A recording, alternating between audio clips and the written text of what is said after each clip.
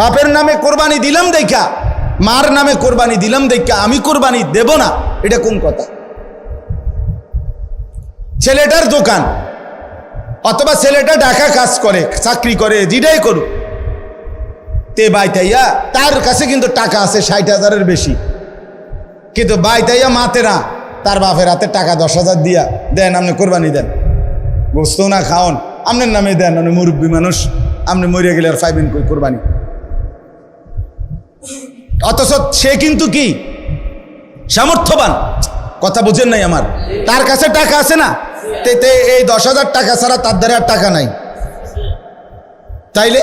তাহলে এই ছেলের উপরে তো কোরবানি ওয়াজিব, অথচ সে তার বাবার নামে কোরবানি দিল, বাবার সাথে শরিক দিয়া টাকা জমা দিয়া 10,000 টাকা বাফারে বুঝাই দিয়া শেষ।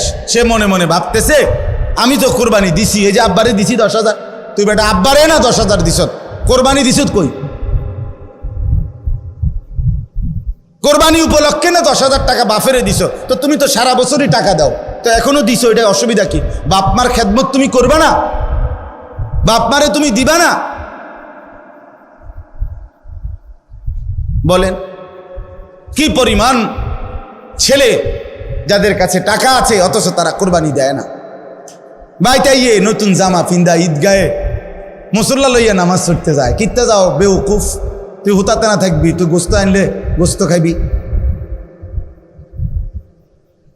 আরে বেটা তোরে বেটা ঈদগাহ যাইতে কইছে কে বেটা? এত সকাল ঘুমে তুরছু কিত্তা তুমি? গোস্ত রান্ধা হইলে না উঠবা, তোমার তো উড়াইবেই তোমার আম্মা। এই জন্য এটা শরীয়তের বিধান। অনেক ছেলে আছে বালেগের উপরেই কোরবানি ওয়াজিব।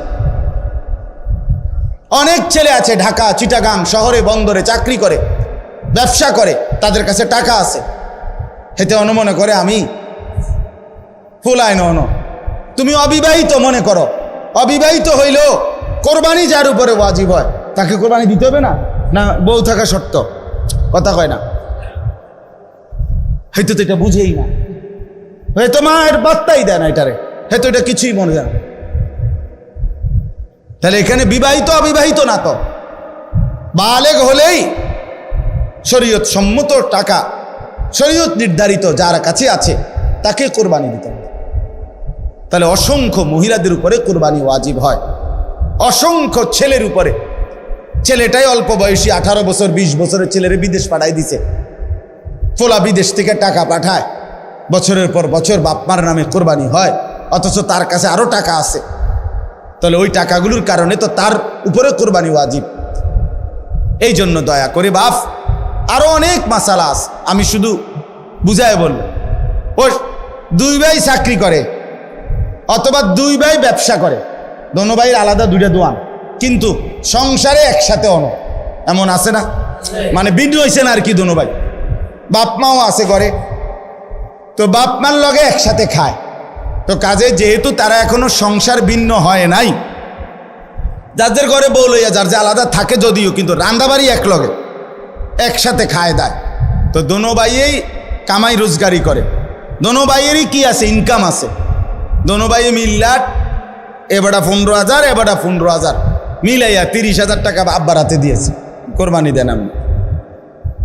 কারণ আমরা তো একসাথে খাই, গোস্ত তো রাইলে আমরা একসাথে খাও, আমরা কি আর এনে আলাদা খামুনি? তো গোস্তই তো খাওয়া, তো এটা তো আমরা একসাথে আসি, বুঝেন নাই কথাটা? তো এবারে এই 30,000 টাকা দিয়ে কার নামে কোরবানি দিল? বাপের নামে। তো তোমরা যে দুজন সামর্থ্যবান, তোমাদের কোরবানি কই হলো? আমি আর আপনি কোনো দিন শেষ হবে না, কবরে যেতে হবে, হাসরে যেতে হবে, মিজানের সামনে দাঁড়াইতে হবে, ফুলসেরাত পার হইতে হবে, কাজে ক্যাসেট থাকবে না, ফিতা থাকবে না, মোবাইল থাকবে না, আমি থাইকা যাব। আমাকে হিসাব দিতেই হবে, আমাকে হিসাব দিতেই হবে। এই জন্য বন্ধুরা মনে রাখতে হবে, সমবয়সী বন্ধু, তোমার এই আড্ডার সঙ্গী কবরের সঙ্গী না, আখেরাতের সঙ্গী। যে কিছুক্ষণ টাকা পয়সা, মোবাইল অথবা শরীরের ফুর্তি করার সামর্থ্য আছে, ওটুকুরই সঙ্গী, ফুরায় গেলে আর নাই। কোরবানির কথাটা এবার বলি একটু, এরপরে তর্জমা বলুন। কোরবানির বিষয়ে দেখেন, শুধু একটা উদাহরণ শুনেন। কোন মুসলমান কোরবানির 3 দিন অর্থাৎ 10ই জিলহজ কোরবানি হয়, যেদিন আমরা কোরবানি করি এটারই কয় 10ই জিলহজ। তো কোরবানির দিন এবং তার পরের 2 দিন। হুজুরের মোবাইলটা সাউন্ড করে দেন তো, সাউন্ড করে দেন।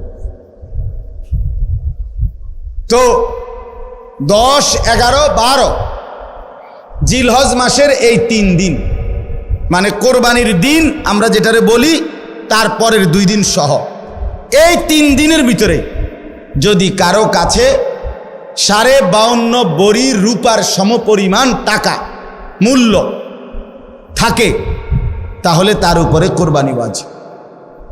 52.5 বড়ি রূপার দাম সর্বোচ্চ যদি 1000 টাকা করে হয় বড়ি, রূপার বড়ি কম, স্বর্ণের বড়ি বেশি। রূপার বড়ি 1000, 1200, 1300, কখনো কখনো 2700 টাকাও হয়। তাইলে যদি 1000 করে গড়ে হয় তাহলে 52,500, 52,500 কিনা এই ঈদের দিন, কোরবানির ঈদের দিন এবং তারপরের 2 দিনের মধ্যে যে কোনো টাইমে কারো কাছে যদি নিজের ঘরের এই মৌলিক প্রয়োজন, ওই যেটা আমি বললাম হাওয়ায় যে আসলি, বউ বাচ্চার বাজার, ওষুধপত্র সহ আমরা মৌলিক খরচ যেটা মোটা দাগের, এই মৌলিক খরচ যা তার অতিরিক্ত যদি ওই পরিমাণ টাকা সম্পদ কারো কাছে থাকে তার উপরে কোরবানি ওয়াজিব। আল্লাহ রাসূল সাল্লাল্লাহু আলাইহি ওয়াসাল্লাম বলেন, যার উপরে কোরবানি ওয়াজিব হলো অথচ কোরবানি সে করলো না, রাসূলুল্লাহ সাল্লাল্লাহু আলাইহি ওয়াসাল্লাম স্পষ্ট বলছেন, ফালা ইয়াকরাবান্না মুসাল্লানা, সে যেন ঈদগাহে না আসে, সে যেন আমাদের নামাজে না আসে। এই অপদার্থ তুই ঈদের নামাজ পড়তে আসবি না। রাসূলুল্লাহ সাল্লাল্লাহু আলাইহি ওয়াসাল্লাম স্পষ্ট নিষেধ করছে, নাফরমান তুই আসবি না, তুই উত্তালা, তুই ঘরে থাক। বলেন,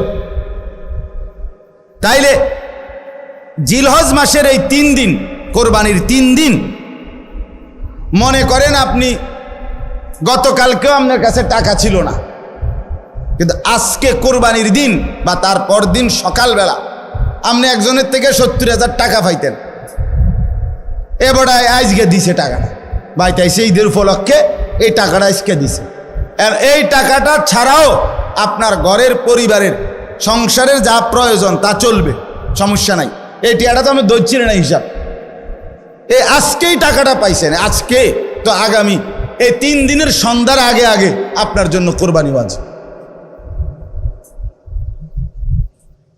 যে মহিলার কাছে স্বর্ণ আরো কিছু নগদ টাকা আছে, 2টা মিলাইয়া যদি, যেমন একজন মহিলার কাছে মনে করেন 1 বড়ি স্বর্ণ আছে, 2 বড়ি, 1.5 বড়ি, এটা তো থাকেই, একেবারে ন্যূনতম 1-1.5 বড়ি স্বর্ণ তো যে কোনো মহিলারে আছে, বুড়া বেড়ির ভিতরে আছে, মহিলারও আছে, একেবারে গরিব বুড়া আবার ঘরেও আছে।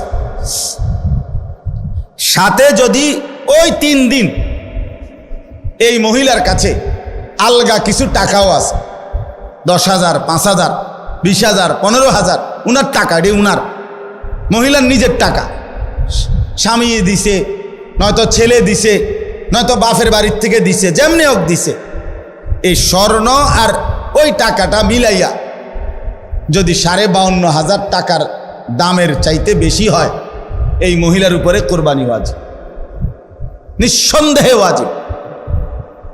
তাইলে 1 বড়ি স্বর্ণের দাম তো হলো 80,000, ওনার কাছে আরও আছে 5,000 ব্যক্তিগতভাবে টাকা, তো 85,000 ধরেন, তো 85,000 টাকা 52,500-এর চাইতে কম,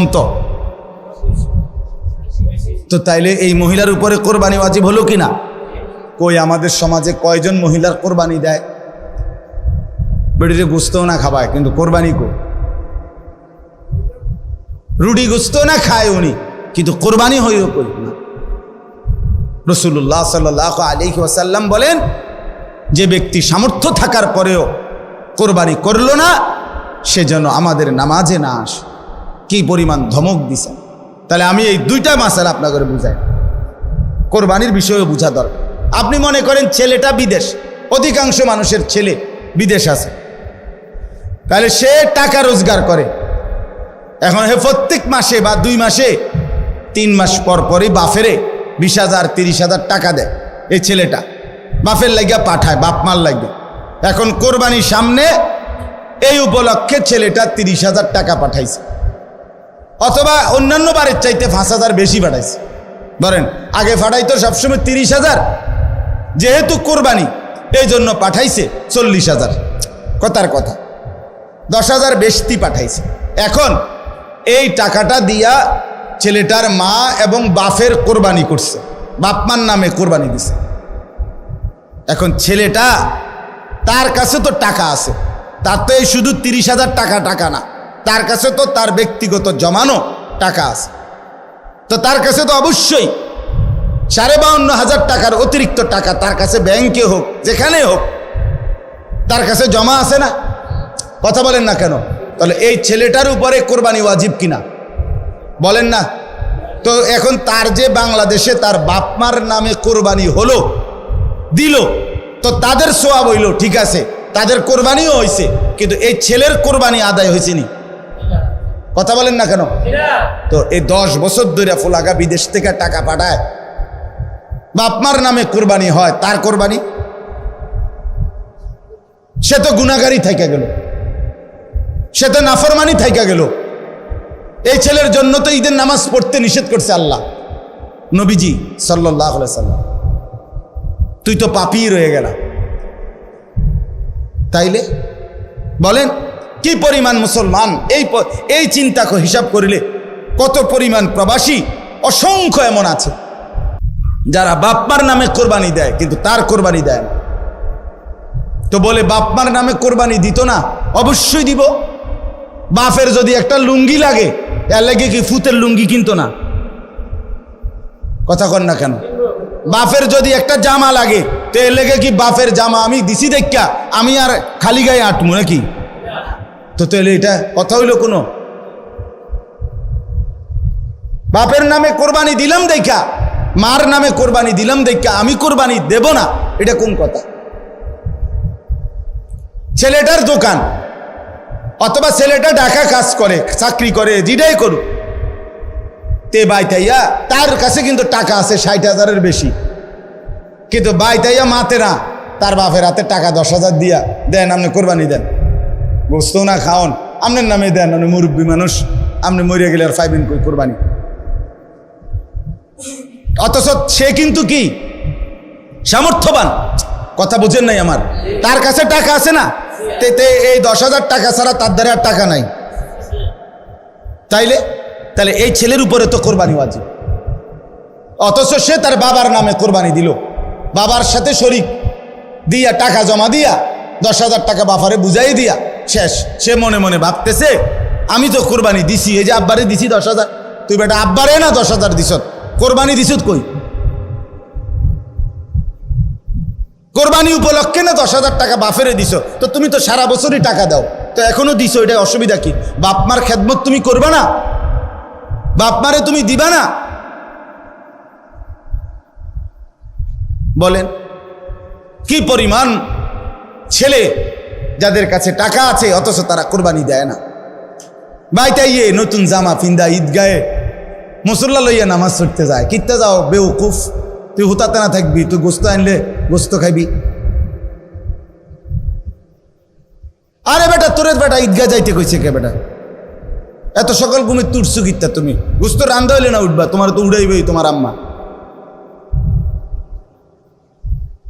এই জন্য এটা শরীয়তের বিধান। অনেক ছেলে আছে বালেগের উপরেই কোরবানি ওয়াজিব।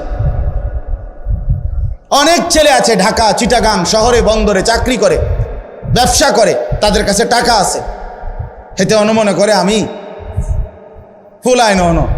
তুমি অবিবাহিত মনে করো, অবিবাহিত হইলেও কোরবানি যার উপরে ওয়াজিব হয় তাকে কোরবানি দিতে হবে না? না বউ থাকা শর্ত? কথা কয় না, হয়তো তো এটা বুঝেই না, হয়তো মা এর বার্তাই দেয় না এটারে, হয়তো এটা কিছুই মনে যায় না। তাহলে এখানে বিবাহিত অবিবাহিত না, তো বালেগ হলেই শরীয়ত সম্মত টাকা, শরীয়ত নির্ধারিত যার কাছে আছে তাকে কোরবানি দিতে হবে। তাহলে অসংখ্য মহিলাদের উপরে কোরবানি ওয়াজিব হয়, অসংখ্য ছেলের উপরে। ছেলেটাই অল্প বয়সী, 18 বছর 20 বছরের ছেলেরে বিদেশ পাঠাই দিছে, ফোলা বিদেশ থেকে টাকা পাঠায়, বছরের পর বছর বাপমার নামে কোরবানি হয়, অথচ তার কাছে আরো টাকা আছে। তাহলে ওই টাকাগুলোর কারণে তো তার উপরে কোরবানি ওয়াজিব। এই জন্য দয়া করে বাপ, আরো অনেক মাসালা আছে, আমি শুধু বুঝায় বলল। ও 2 ভাই চাকরি করে অথবা 2 ভাই ব্যবসা করে, দোনো ভাইয়ের আলাদা 2টা দোয়ান, কিন্তু সংসারে একসাথে অন, এমন আছে না?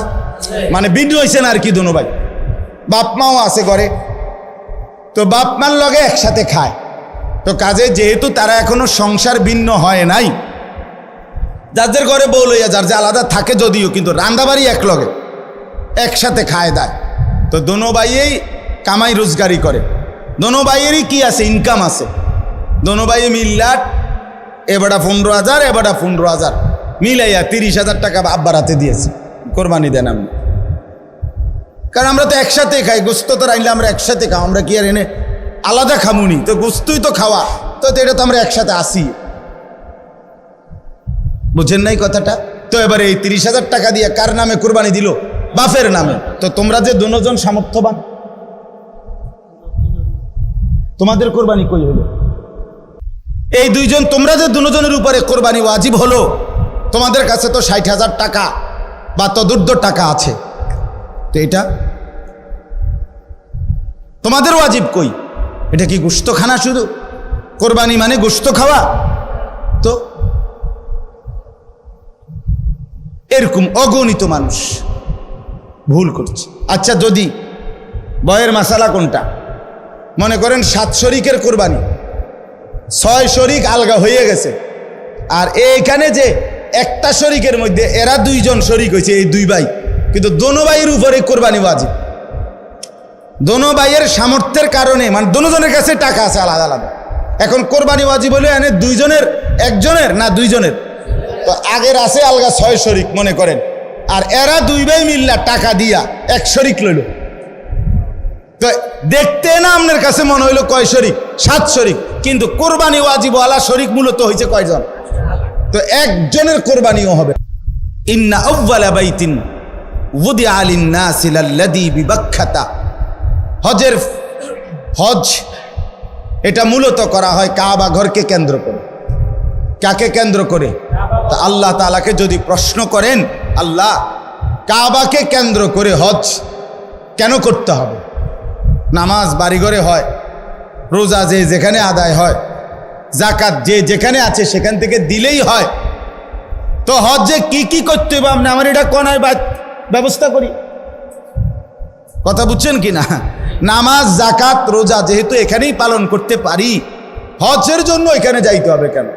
তো আল্লাহ তাআলা কাবা ঘরের কতগুলো বৈশিষ্ট্য আল্লাহ তাআলা এখানে বলছেন, বলার পরে বলছেন এই বৈশিষ্ট্যগুলোর কারণে আমি আমার এই ঘরকে কেন্দ্র করে হজ ফরজ করলাম। কি কি বৈশিষ্ট্য কাবার, যেটা আমনের বাড়িঘরে নাই, যেটা বাংলাদেশ চীন জাপানে নাই, যেটা মক্কার ওই কাবা ঘরে আছে, সেটা আর কোথাও নাই। ওই বৈশিষ্ট্যগুলো শুধু সেখানেই পাওয়া যায়, অতএব সেখানেই হজ করতে হবে। 1 নাম্বার, ইন্না আউওয়ালা বাইতিন, আল্লাহ বলে আমার এই গোটা জমিনের কায়নাতের মধ্যে ওই জায়গায় যে কাবা, এটাই জমিনের প্রথম ঘর, জমিনের প্রথম, এটা মর্যাদা, এটা কাবার বৈশিষ্ট্য, এটা প্রথম ঘর। এই পৃথিবীতে প্রথম মাটি তে আল্লাহ তাআলা এই গোটা পৃথিবীতে প্রথম যে ঘরটা বানিয়েছেন সেটা কাবা, এটার বৈশিষ্ট্য। 2 নাম্বার, উদিআ লিন-নাস, এই ঘরটা আমি আল্লাহর পক্ষ থেকে বানানোই হয়েছে মানুষের জন্য। মানুষ সেখানে আসবে, আমার বান্দারা আসবে, এই জন্য আল্লাহ তাআলা কাবা বানাইয়া ইব্রাহিম আলাইহিস সালামের মাধ্যমে ইব্রাহিম নবীকে বলছে আযযিন ফিন-নাস বিল হজ, ইব্রাহিম তুমি মানুষদেরকে এই ঘরের উদ্দেশ্যে হজ করার জন্য ডাকো। তাহলে আল্লাহ বলেন আমি বানাইছি মানুষের জন্য, তো মানুষ যাবে না তো কে যাবে? আমার বান্দা আসবে না তো কে আসবে এখানে? তো এটা বানানোই হয়েছে ইমানদারের জন্য, এটা বানানোই হয়েছে মুমিনের জন্য, এটা বানানোই হয়েছে মুসলমানের জন্য। সুবহানাল্লাহ। 3 নাম্বার, লাল্লাযী বিবাক্কা, আল্লাহ বলে কাবা শুধু কেবল এটা মক্কাতেই অবস্থিত। কোথায় অবস্থিত? কাজেই এত বাই এত, দৈর্ঘ্যে কত, প্রস্থে কত, সব কিছু একেবারে ইঞ্চি মিলাইয়াও যদি পৃথিবীর অন্য কোথাও কেউ এমন একটা ঘর করে এবং এভাবে কালো, যেই গিলাফটা কালো গিলাফ কাবা ঘরের মধ্যে লাগায়, এটা তো সৌদি আরবে কোম্পানিতে বানায়, একটা নির্দিষ্ট জায়গা আছে, ওরা সারা বছর এই গিলাফটা বানায়। তো এই গিলাফ এখানে একটা বানাইলে এটা এরকম 1000টা গিলাফ বানানো কি অসম্ভব? তো এটা জায়গায় জায়গায় এরকম একটা ঘর বানাইয়া গিলাফটা লাগাইয়া দিলেই তো হয়। আল্লাহ বলে না, হয় না। লাল্লাযী বিবাক্কা, এটা মক্কাতেই হতে হবে, এখানেই যেটা এটাই এটাই। এই জন্য ওই যে আব্রাহা বাদশাহ ইয়ামানে বানাইয়া কাবার মর্যাদা দিতে চাইছিল, মক্কার এক লোক গিয়া ওইখানে পেশাব পায়খানা করে দিয়েছে, যা তোর এটা বেশি দিলাম। এই কারণেই আব্রাহা বাদশাহ হাতি নিয়ে আসছিল কাবা ধ্বংস করতে। কথা বুঝছেন তো? এটা মক্কাতেই অবস্থিত। 4 নাম্বার, মুবারাকান, আল্লাহ বলেন কাবা এই যে মক্কার, এটা বরকতের খাজানা, বরকতের খনি, বরকতের খনি। এটাতে আল্লাহর ঘর কাবাতে আসছে, আর বরকতে বরকতে আল্লাহ তাআলা তার জিন্দেগি ভরে দিয়েছে। 5 নাম্বার, ওয়া হুদাল লিল আলামিন, এটা সারা বিশ্ববাসীর জন্য হেদায়েতের কেন্দ্র। সুবহানাল্লাহ। এখানে যে আসবে আল্লাহর জন্য, আল্লাহর রাজি খুশির জন্য, সে নিশ্চিত হেদায়েত পেয়ে যাবে, তার জিন্দেগি বদলাবে, তার পরিবর্তন হবে। এটা বৈশিষ্ট্য। 6 নাম্বার, ফিহি আয়াতুম বাইয়িনাত, আল্লাহ বলে এই কাবার চারিদিকে অগণিত আল্লাহর কুদরতের নিদর্শন আছে। কাবার ঘর দেখলে আল্লাহর কুদরত, কাবার দরজা দেখলে আল্লাহর কুদরত, হাজরে আসওয়াদ পাথর দেখলে আল্লাহর কুদরত, হাতিমে কাবা দেখলে আল্লাহর কুদরত, মুলতাজিমের সামনে দাঁড়াইলে মুলতাজামের আল্লাহর কুদরত। এরপরে কাবা ঘরের ছাদের পানি যেই পড়ে মিজাবে রহমত, এটার দিকে তাকাইলে আল্লাহর কুদরত। হাজি সাহেবদের চেহারা, হাজি সাহেবদের এই ঘোরাফেরার দিকে তাকাইলে আল্লাহর কুদরত।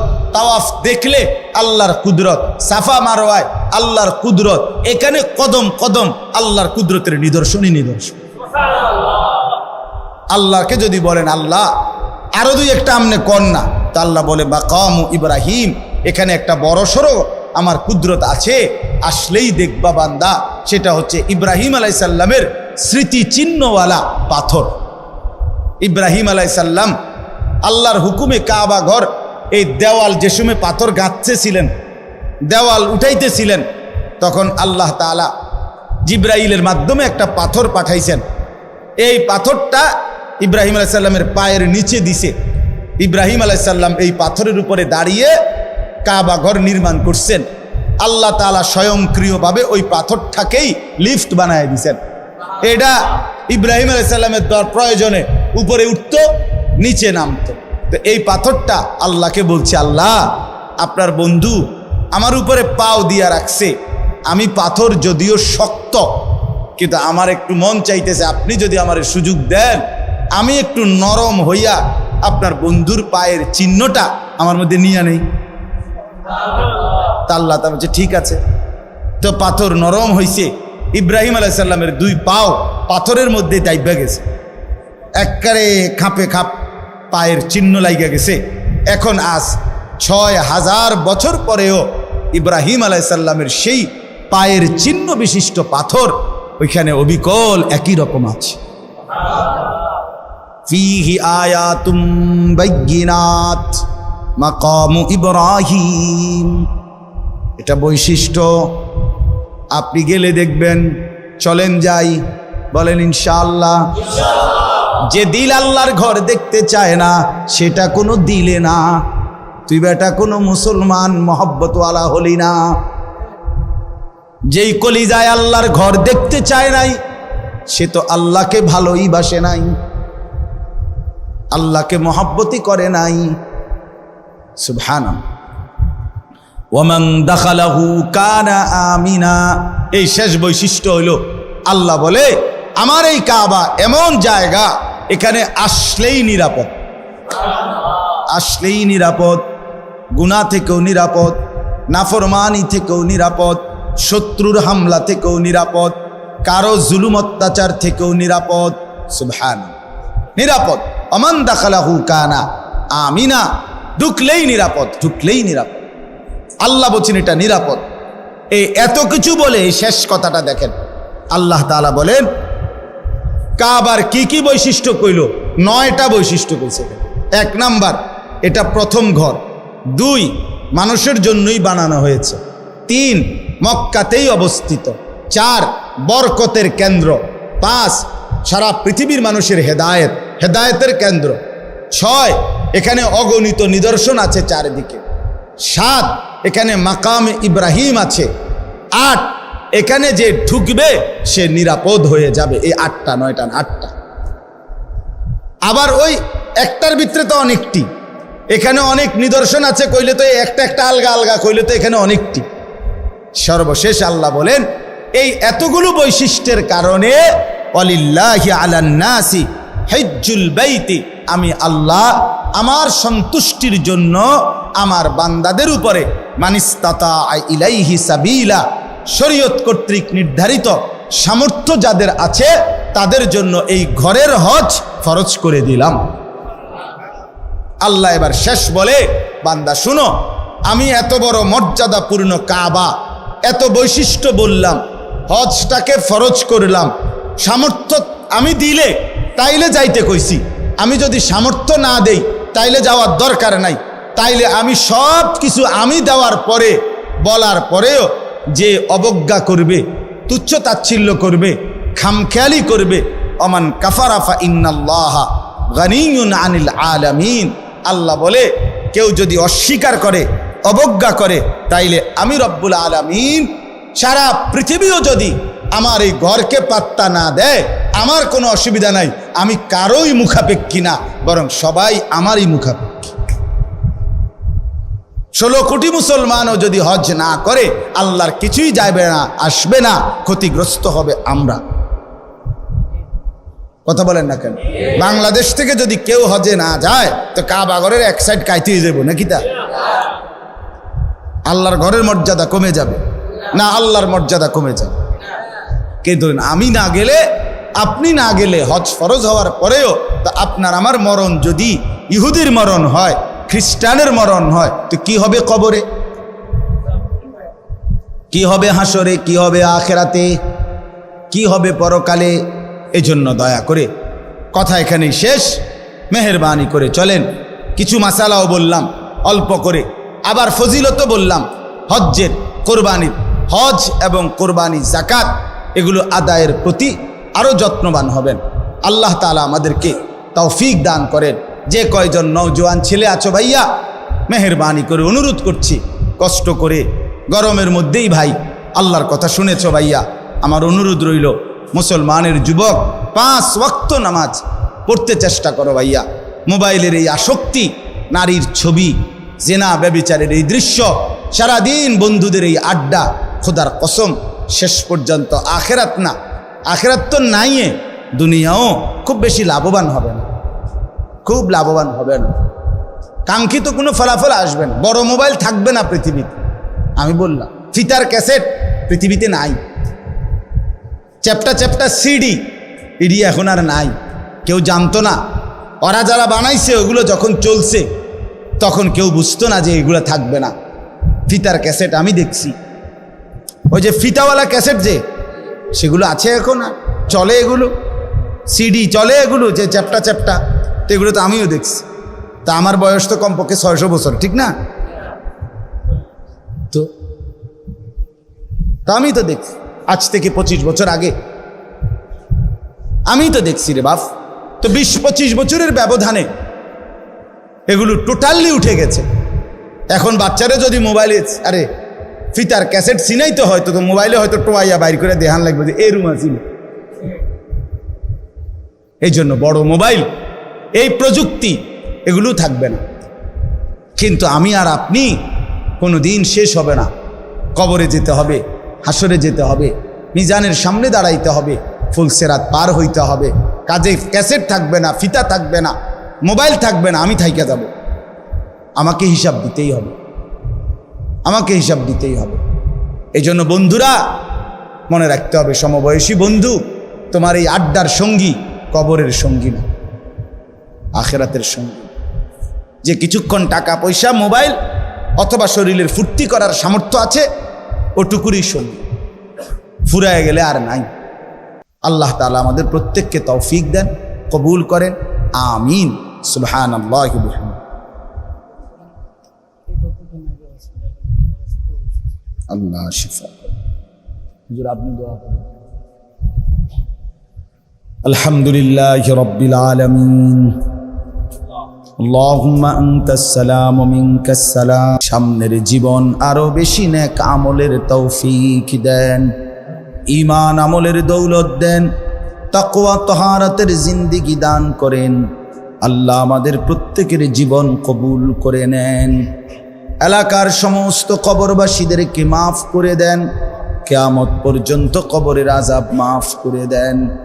আল্লাহ জীবনটা সুন্দর করে দেন, আখিরাত সুন্দর করে দেন। জওয়ান যুবক ছেলেগুলোকে নামাজি বানিয়ে দেন। মুরব্বী বাবা চাচাদেরকে আরো বেশি নেক আমলের তৌফিক দেন। মা বোনদেরকে পর্দা পুশিদা দান করেন। আল্লাহ মাদ্রাসাখানা আপনি কবুল করে নেন। আল্লাহ মাদ্রাসাটা আপনি কবুল করে নেন। আপনি চাইলে সবই হবে, আপনি না চাইলে কিছুই হবে না। আপনার দয়া, আপনার রহম আপনি দান করেন। আল্লাহ আপনি কবুল করে নেন। মাওলা আপনি মেহরবানি করেন। আজকের এই ইসলাহি মজলিস আপনি কবুল করে নেন। আল্লাহ এই তালিমুস সুন্নাহ মাদ্রাসা আপনি কবুল করে নেন। আল্লাহ আয় আল্লাহ এত বড় বুজুর্গ আল্লাহ ওয়ালা হুজুর, আল্লাহ ওনার হায়াতকে হায়াতে তয়্যিবা আফিয়া দান করেন, সুস্থতার হায়াত দান করেন। আল্লাহ এই মহল্লার এলাকার আশপাশের যতজন এসেছে প্রত্যেককে উত্তম বরকত দান করেন। মাদ্রাসার তামাম জরুরত আপনি পূরণ করে দেন। ছাত্র উস্তাদ আরো মিলায়া দেন। যারা আছে তাদেরকে ইখলাস ও তাকওয়া দান করেন। বাচ্চাগুলো আল্লাহ তাদেরকে হাফেজ আলেম মুত্তাকি বানায়া দেন। আয় আল্লাহ আপনি আমাদের সমস্ত অসুস্থ বিমারি যারা শিফা করে দেন। মৌলানা সলিমুল্লাহ তার বোন জামার জন্য দোয়া চাইলেন এই মাত্র। আল্লাহ আপনি শিফায়ে কামেলা আজেলা দান করেন। আল্লাহ আমাদের প্রত্যেকেরই কম বেশি অসুস্থতা আছে, আল্লাহ আপনি শিফায়ে কামেলা আজেলা দান করেন। আপনার গোলামি আর বন্দিগি করার তৌফিক দান করেন। মাওলা আল্লাহ আপনার কাছে কলিজার ভেতর থেকে ফরিয়াদ করছি, এই মুহূর্তে কত লক্ষ হাজি আপনার ঘরের চারদিকে ঘুরছে। আল্লাহ আপনি আমাদেরকেও আপনার ঘর জিয়ারতের তৌফিক দান করেন। এই চোখে আপনার ঘর দেখবো মাওলা, আপনি তৌফিক দান করেন। এই চোখে বন্ধুর রওজার সামনে দাঁড়াবো, আপনি তৌফিক দান করেন। আল্লাহ আপনি কবুল করেন। মাওলা আমাদের প্রত্যেকটা মুসলমান সামর্থ্যবানকে হজ, কুরবানি, যাকাত ঠিক মতো আদায় করার তৌফিক দান করেন। আল্লাহ প্রত্যেকের নেক মাকসাদ পূরণ করে দেন। প্রবাসী বিদেশি যারা সহি সালামতে নিরাপদে রাখেন, রব্বির হামহুমা কামা রব্বায়ানি সগীরা। সুবহানা রাব্বিকা রব্বিল ইজ্জাতি আম্মা ইয়াসিফুন, সালামুন আলাল মুরসালিন, ওয়ালহামদুলিল্লাহি রাব্বিল